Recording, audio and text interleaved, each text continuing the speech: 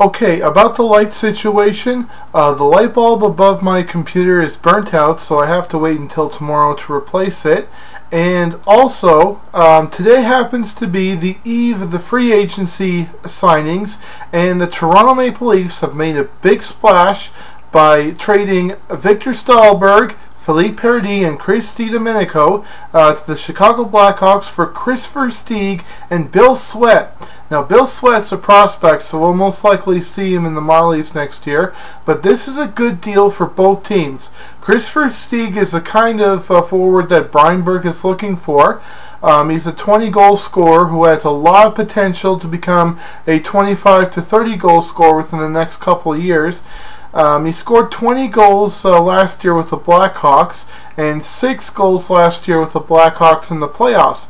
And Victor Stalberg, he only had like 9 goals in 40 games, but Chicago is really getting their money's worth for him because not only are they taking a salary dump, but they are getting a guy who can be a potential 30-goal scorer within the next couple of years, as well as some great prospects in Kris Didomenico and Paradis. So this is more likely a win-win situation for both teams.